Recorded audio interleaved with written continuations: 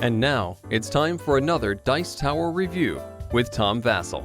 Hey everybody, I'm Tom Vasel, and today we're taking a look at the Isle of Cats. This is a game that uses Tetris-style shapes, and you're going to be rescuing cats, going to this island, helping these cats, and they're really cool-looking cats. If I saw red and blue and green cats like this, maybe then I'll love cats too. But you're going to rescue these cats and put them on your ship. Fill your ship up with cats, and then take them somewhere or whatever. This is a drafting style game where you're going to be taking cards and deciding which one of those to keep, and also, like I said, a pentamino game where you're going to take these different shapes and put them on your board. Here's how it plays.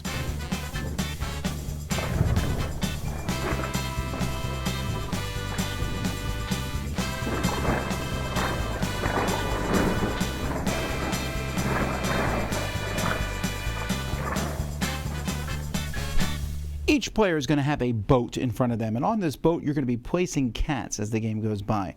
The first time you put a cat on the board, you can put it anywhere, and after that each cat that you place on the board must be adjacent to ones that you've already placed on the board.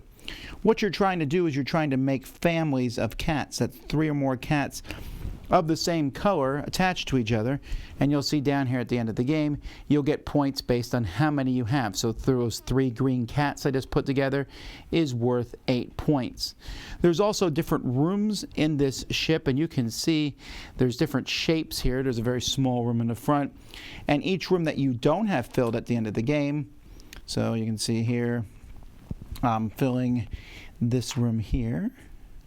Each room that you don't have filled at the end of the game is going to be worth -5. The game takes place over 5 rounds. Each round is the same. You're going to draw cats, 2 for each player, and put them on 2 different sides of the island. There's 5 rounds. You'll be using this ship to keep track of those. And at the beginning of each round, players are going to get 20 fish. Fish is a currency that's used over this game, and you'll add it to any fish that you might already have. Then players are going to explore. There's a giant deck of cards here. You'll be drawing 7 from this deck. You're going to go through these. You're going to pick 2 of the cards, keeping them, passing the rest on. Pick 2 of the cards past you, and keep going until everyone has 7 cards. Then we'll read lessons. There's lots of lessons in this game. Not every lesson is used in each game. They're lettered at the bottom. Some lessons are public lessons. You put these in front, and at the end of the game, everyone will score points. So if you get one of these and draft one, you'll play it. So everyone gets all 5 points per treasure map they've not covered. So there are treasure maps here on the board of various colors, and when you place one on top of them, you'll get a treasure. There's common treasures over here next to the board that you'll be able to place on to help fill in the holes. And so for each one you haven't covered, you'll get 5 points. You do want to cover up these rats, though. They're -1 point at the end of the game. And then this one here says pick a color. So you'll pick one of the wooden cats that comes with the game, put it on here, and you'll get 2 points for each cat of that color touching the edge of the boat. Notice I just showed you a couple of these. There are tons of them in the deck. There's also private lessons. These you just put next to your ship, and at the end of the game they'll score. 2 points for every rare treasure in your boat. 1 point for every common treasure in your boat. 10 points if you have exactly 15 cats. 12 points if both of the captain's rooms are full. 10 points if you covered up all your rats. 7 points if you have exactly 6 lesson cards. And again, there's piles of these in the deck. So once everyone's done playing those cards, either the private ones face down or the public ones face up, it's time to rescue cats. Each player starts with a permanent basket that you can use once per turn. But players will also be playing green cards in this phase. Green cards do 2 things. They give you a speed value. Whoever has the highest speed value will go first. And they also might provide you with one-time use baskets, or basically a broken basket, but 2 broken baskets put together becomes a basket. So starting with whoever has the highest speed and going around, players will use, by discarding one of these cards, a basket, or using a permanent basket if they have one, and rescuing a cat from either side of the island. However, they're going to have to pay fish depending on what side of the island it's on. It's 3 fish over here and 5 fish per cat over here. Also, players can use one of these cats and put them here to help show who has the fastest speed and who is able to pick cats first. And so you're just taking turns, picking these, and then immediately placing them on the board, following the instructions. After that, players will be able to play treasure cards or Oshak's cards. Now, Oshak's are like awesome, amazing, wild cats. They're any color, big shapes that you'll be able to take. They're next to the board at the beginning of the game. And sometimes you can take rare or common treasures with these. So you're going to, there's common treasures, they're these small ones. Rare treasures will start in the bag at the beginning of the game, and when they're drawn, you just put them here next to the board. And again, these are used to fill in spots. Not to mention, common treasures are basically just filling in spots. They might work towards a lesson, but the rare treasures are going to be used to cover up spots, and they're worth 3 points at the end of the game. So the game is going to be balanced back and forth. When this is done, you'll go back to the next round, but there's a couple of things. First of all, when you draft those 7 cards at the beginning of the round, you don't necessarily get to keep them all. You can, but you have to pay the cost at the top. Some cards have a higher cost, like this card here is a great card, but you'll notice it costs 5 fish to keep that card. Secondly, there are purple cards that when you get them, you can play them anytime and do something. So here, draw 4 tiles from the bag, and I can put them out in the field so that there's more cats for us to do. Or here I get a fish for every lesson card I have. Or the next time I rescue a cat, I can rescue 2.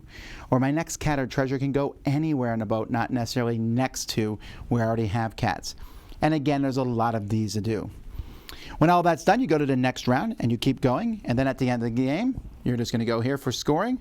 You can see here that rats are -1, empty rooms are -5, cat families, which will score you a lot of points if you have big ones, rare treasures worth 3 points, your lessons and public lessons, and then whoever has the most points is the winner.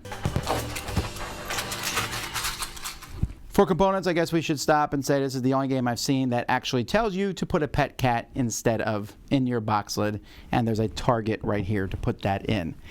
The card quality itself is really well done.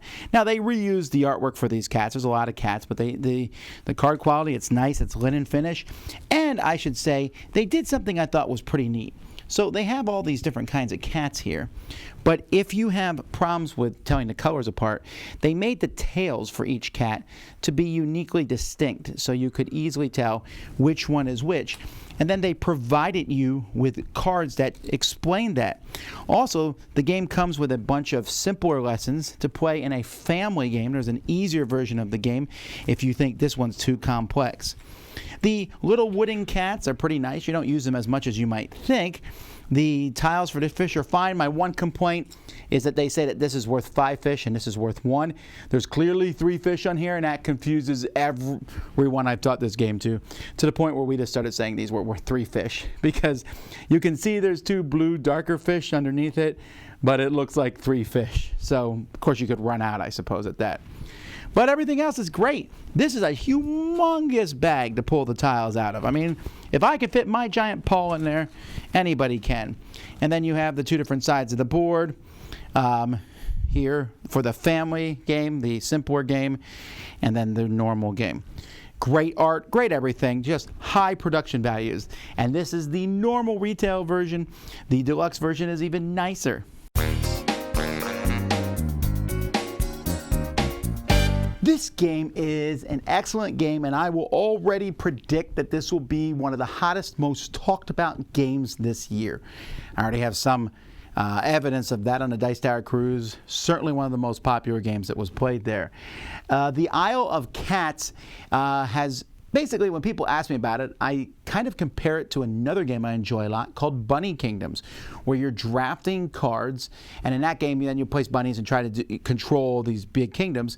Here you're drafting cards and then placing cats on your board. People like this domino, pentomino effect of putting shapes on a board. There's just something very satisfying about it. But what makes this game a lot of fun is you have so much that you can do. You can collect the lesson cards, of which there's tons of them in this deck, and you just pick which ones you want to use per game. But when you're drafting cards, you want to keep the green cards because they help you catch more cats. You want to keep the awesome Oshak's cards or the treasure cards because they let you get more stuff to fill your board. You want to keep the lesson cards because they allow you to score points at the end of the game. And you can't keep everything. Not only that, you can't keep everything. When you do keep your 7 cards, you're like, I don't really want to pay for all these cards, so I'm going to chuck a few away.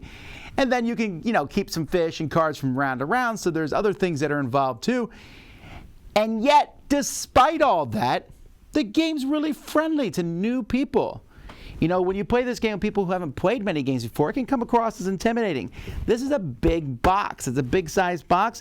There's a gazillion pieces. But once you explain how the game plays, it's really understandable. The trickiest part I found is the green cards, explaining that there's a speed card and then there's the baskets and then you have a permanent basket. But other than that, I don't know. There's just something about this game that I think will appeal to everybody. Not just the cute cat artwork, although that does not hurt. But I think it's the mix of the drafting, which people tend to like because you get a lot of good things to do. And then the very strong satisfaction of trying to cover up your board, cover up rats, fill rooms, connect cats of the same color, and accomplish your lesson cards.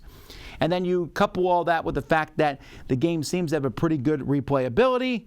It's easy for people to jump in. Having more players doesn't slow the game down. And high production quality. And you have a sure winner.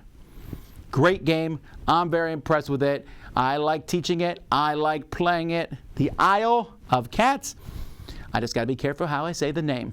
Until next time, I'm Tom Vasel, and you've been watching the Dice Tower. Dice Tower Judgment, excellent.